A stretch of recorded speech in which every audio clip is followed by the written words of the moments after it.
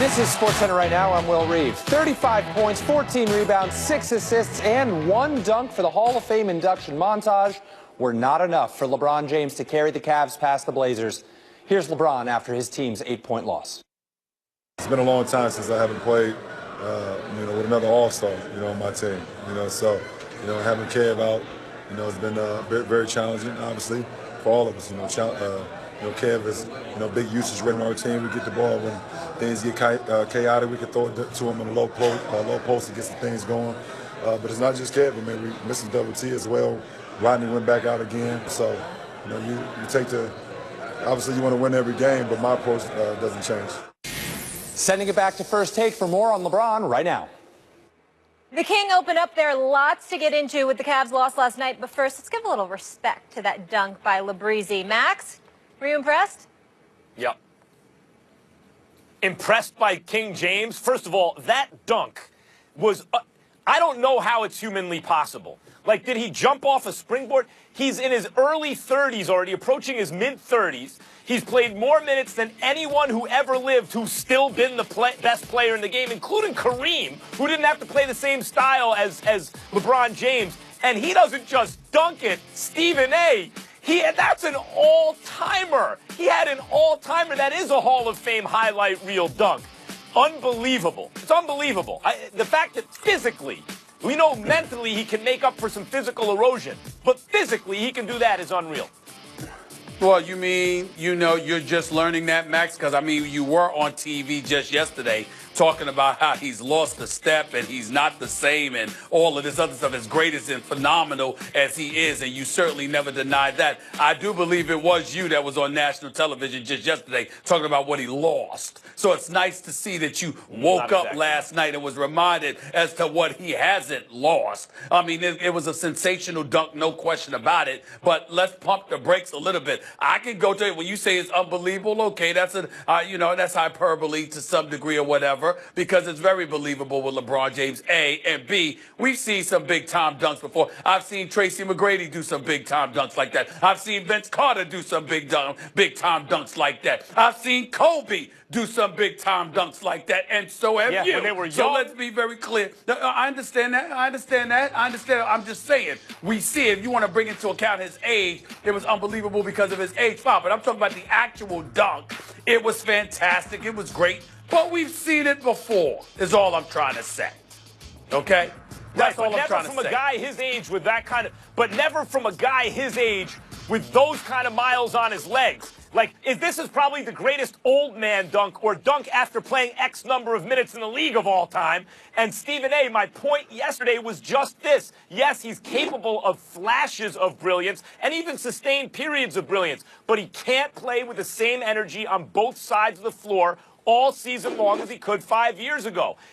So that he can do this in critical moments. He can still do this in high leverage moments. He just can't sustain it. I got you. I got you. I ain't gonna argue with you about it. I know what you said, but it's okay. I know you're gonna explain it again. Just like the Cliff, and then the Cliff's 18, and then 2 years, and Lord knows I'm not even trying to open that can of worms with you. You'll just keep moving the line. I'm not gonna worry about it. Let's move on, Molly. I'm not gonna even go there. I'm not gonna go there. He'll just move the lines. Let's go. All right, guys. So the dunk was nice. I'm not moving any line. The bad news, though, for the Cavs was that they lost again. Since the All-Star break, they're 5-7. It's been over a month since the Cavs have beaten a team that's in playoff position. We just heard Ron say they really miss Kevin Love. Steven, do you have a problem with him talking about needing help again? No, I originally did because of what the reports were saying. Watching him on video answering the question, I had no problem with what he said. He spoke factually. The fact of the matter is they're not the same without Kevin Love, particularly when you don't have Kyrie to lean on anymore and it's just you, LeBron. But I was prepared to come on the air and just basically go off and go like this. Look, man, I sat there and told Kevin Durant, I don't want to hear any whining about how we miss Steph Curry. Get the hell over it. You're a superstar. You're one of the greatest players in the world. It's the regular season. Figure it out. In the case of LeBron James, I certainly wasn't going to let him off the hook. But then if you're asking him a question about how things are different because of the personnel that he doesn't have, and he's articulating what the difference is, I can't hold him accountable for that. He's answering truthfully. They're not the same without Kevin Love. I will say this. You know, one of the things that I was also going to bring up was what Barkley had said, Charles Barkley, where he said, damn, you need everything. But that's if LeBron James was complaining. If he were complaining, I would have an issue. If he's just stating a point in fact, I can't knock that. It is clear they are not the same team without Kevin Love. It is clear that they desperately need Kevin Love back. It is clear that Kevin Love has been undervalued and underappreciated in terms of his contribution to this franchise. He's a 6'9", 6'10" dude who can hit threes better than most and is big enough and skilled enough to play with his back to the basket in the post when necessary. And so when you look at it from that perspective and the fact that they don't have that available to them, that's a huge loss, particularly when you don't have Kyrie. So I didn't have an issue with LeBron saying it because LeBron was answering a question as opposed to complaining about what they were lacking. There's a difference. Well, first of all, Kevin Love, he is an NBA 6'9", and bare feet he's like a little over 6'7". And that's part of the reason I think LeBron and everybody likes him so much, because he is perceived as a big.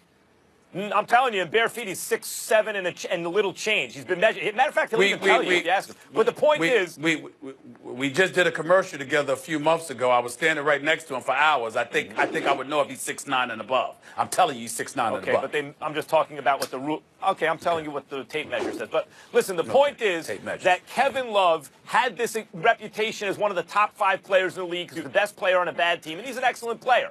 And because he's perceived as a big. He's not exactly, but he's perceived as a big who was bombing threes before many other bigs were, like Dirk was, and there weren't too many other guys who were doing that and who could also pass the way he could and his rebounding. So he's perceived as this almost MVP caliber player. When LeBron came back to the Cavs, remember, it's not just that the Cavs had Kyrie, it's that they drafted Andrew Wiggins, and LeBron said, basically, you trade that guy for Kevin Love. Now I can do something. So LeBron thought very highly of Kevin Love, and having played with him, he still obviously recognizes, even if Love's not an MVP caliber player, he's an all-star caliber player. And no one does anything without at least another all-star on their team, particularly when there's really no other sure shot, bona fide, that guy is a starter on a championship team caliber player on the Cavs. There are lots of guys who could be in championship rotations who are on the Cavs, who could be a starter on a championship team because there are like 3 other all-stars on that team, so you can afford to kind of take a bubble starter and make him a starter, have him play a limited role in certain respects, etc.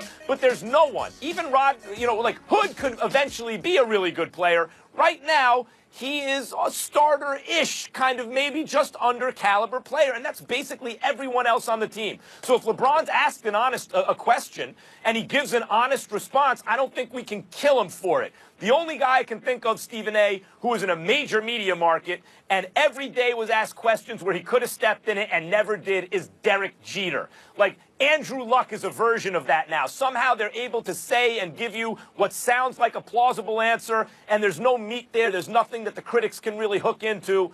LeBron's not that. LeBron will give you a little more honesty and a little something more grist for the mill. Yeah, I mean, that about sums it up.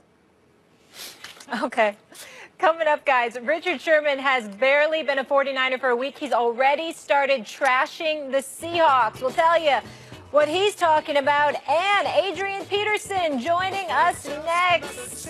Lots of NFL free agency to break down with him. Stay put. Sitting at my house. If you had the Mona Lisa in your possession and the insurance premiums were $10 million a year, you still pay the premium. What? Of course I made business decisions.